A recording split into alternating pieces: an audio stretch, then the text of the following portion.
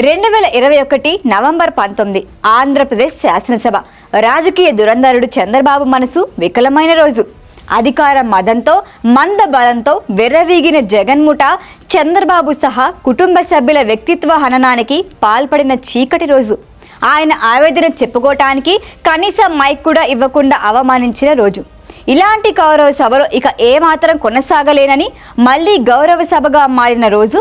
అది కూడా ముఖ్యమంత్రిగానే అడుగు పెడతానని చంద్రబాబు శపథం చేసిన రోజు. వైసీపీ పతనానికి పునాది పడిన రోజు. ముఖ్యమంత్రి ఈ హౌస్ కు వస్తాను తప్ప అదర్వైజ్ నాకు ఈ రాజకీయాలు అవసరం లేదు. ఇది గౌరవ సభ కాదు. ఇలాంటి గౌరవ సభలో నేను ఉన్నానని మరొకసారి విజ్ఞప్తి చేస్తూ మీకు నమస్కారం. ప్రజలందరికీ విజ్ఞప్తి చేస్తున్నా, నా అవమానం మీరందరూ నిండు మనసుతో ఆశీర్వదించమని కోరుతూ అందరికీ నమస్కారం. 2024 జూన్ 21 సాధారణ ఎన్నికల్లో అఖండ విజయంతో ముఖ్యమంత్రిగా బాధ్యతలు చేపట్టి మళ్లీ సగౌరవంగా చంద్రబాబు శాసనసభలో అడుగుపెట్టిన రోజు. సరిగ్గా 2.5 ఏళ్ల క్రితం ఘోరంగా అవమానించిన చోటికి మంత్రులు, ఎమ్మెల్యేల జయజయధ్వానాలు, హర్షాతిరేకల మధ్య సగర్వంగా ప్రవేశించిన రోజు. ఒకప్పుడు అధికార బలంతో విర్రవీగిన వైసీపీకి, ఆ పార్టీ అధినేత జగన్మోహన్ రెడ్డికి గర్వభంగం కలిగించిన రోజు. 151 మంది ఉన్నామంటూ వికటాటహాసం చేసిన వాళ్ళు కేవలం 11 సీట్లకే పరిమితమై సభలో కూర్చోటానికి కూడా ముఖం చెల్లని దీనస్థితికి దిగజారిన రోజు.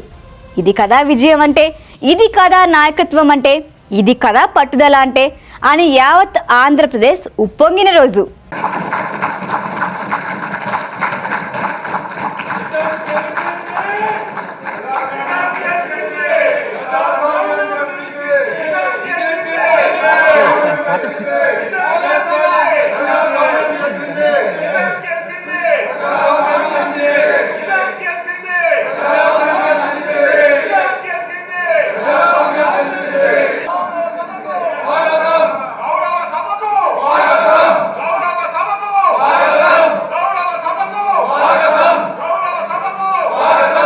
చంద్రబాబు శపథం చేసి ఊరుకోలేదు. పరాభవించిన వైసీపీ పతనమే లక్ష్యంగా 2.5 ఏళ్ల పాటు అవిశ్రాంత పోరాటం చేశారు. నాటి ప్రభుత్వం ఎంతగా అణచివేతకు పాల్పడినా, అధికార మదంతో జగన్ముఠ హేళన చేసినా, అధికార పెద్దల అడుగులకు మడుగులొత్తే పోలీసులు ఎన్ని ఆటంకాలు సృష్టించినా ఎక్కడా వెనక్కి తగ్గలేదు. అడ్డొస్తే తొక్కుకుంటూ పోతానంటూ గుండెల నిండా ధైర్యంతో, అంతులేని ఆత్మవిశ్వాసంతో పట్టుబదలని విక్రమార్కుడిలా పోరు సల్పారు. ఎంతగా తొక్కేద్దామన్నా వెరవకుండా మొండిగా ముందుకు వెళ్తున్నాడేంటి అని కంగారు పడ్డ నాటి ప్రభుత్వ పెద్దలు కేసుల కత్తి దూశారు.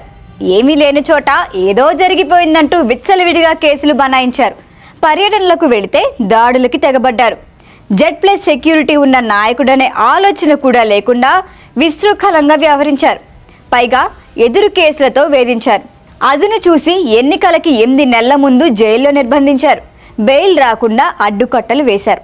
53 రోజుల పాటు జైల్లోనే ఉంచి తెలుగుదేశం లీడర్లు, కేడర్ ఆత్మస్థైర్యాన్ని దెబ్బతీయాలని కుట్రలు పన్నారు. జైల్లో వేసినా ఏ విధంగా అదరక బెదరక చంద్రబాబు ధైర్యంగా ఉన్నారో ఆయన నాయకత్వంలో పనిచేసిన నాయకులు, కార్యకర్తలది అదే తీరు. మీ కేసులు, జైళ్లు నన్నేమీ చేయలేవంటూ మరింత రాటు తేలారు చంద్రబాబు. జైలు నుంచి బయటకు వచ్చాక మునుబటి కంటే మరింత దృఢంగా, ధీటుగా పోరాటాలు చేశారు. వైసీపీ అక్రమాలని, అరాచకాలను ప్రజాక్షేత్రంలో ఎండగట్టారు. నిత్యం పర్యటనలు, సభలు, సమావేశాలు నిర్వహిస్తూ ఎన్నికల రణక్షేత్రానికి పార్టీని సమాయత్తం చేశారు. కుటుంబం, నాయకగణం, పసుపు సైన్యం సమరోత్సాహంతో చంద్రబాబు వెంట నడిచింది. ప్రత్యర్థి దురాగతాలను దమ్ముగా ఎదుర్కొంది. కష్టకాలంలో సంఘీభావం తెలిపి పొత్తు ప్రకటించిన జనసేనాని పవన్ కళ్యాణ్ తోడుగా చంద్రబాబుకు మరింత ఉత్సాహంగా పనిచేశారు. ఆ తర్వాత కొన్నాళ్లకు కాషాయ దళం కూడా కలిసొచ్చింది. 3 పార్టీల నేతలు జట్టుగా కలిసికట్టుగా జనంలోకి వెళ్లారు. వాళ్ళ నాడీ పట్టారు. ప్రజలకేం కావాలో తెలుసుకున్నారు. వైకాపా రాక్షస రాజ్యం పోవాలంటే, మళ్లీ ప్రజాపాలన రావాలంటే కూటమికి పట్టం కట్టాలి అని పిలుపునిచ్చారు. కాలికి బలపం కట్టుకొని రాష్ట్రాన్నే చుట్టేశారు. ఊరువాడ సభలు, సమావేశాలతో హొరెత్తిచ్చారు. పార్టీని, కేడర్ని పరుగులు పెట్టించారు. కూటమిని ఒక్కటిగా నడిపించారు. ప్రజల ఆశీర్వాదం కోరారు. 5 ఏళ్ల జగన్మోహన్ రెడ్డి జమానాను 14 ఏళ్ల చంద్రబాబు జనరాజ్యాన్ని బేరీజు వేసుకున్న ప్రజలు ప్రలోభాలకి లొంగలేదు. ప్రభుత్వ పెత్తనానికి భయపడలేదు. రాష్ట్రం బాగుండాలంటే, బిడ్డల భవిష్యత్తు బాగుండాలంటే మరో దారి లేదంటూ మే 13 జరిగిన ఎన్నికల్లో కూటమికి చంద్రబాబు నాయకత్వానికి పట్టం కట్టారు. జూన్ 4న వచ్చిన ప్రజా తీర్పుతో యావత్ దేశాన్ని ఆంధ్రప్రదేశ్ వైపు చూసేలా చేశారు. 2.5 ఏళ్ల క్రితం శపథం చేసి శాసనసభ నుంచి బయటికి వచ్చిన చంద్రబాబు అలుపెరగక వెనుకడుగు వేయక చేసిన పోరాటం ఫలించింది. విరిగిన మనసుతో కౌరవ సభ నుంచి బయటికి వచ్చిన పొలిటికల్ ఫైటర్ శపథాన్ని నెరవేర్చుకొని మళ్లీ గౌరవ సభగా మారిన తర్వాతే శాసనసభలో అడుగుపెట్టారు.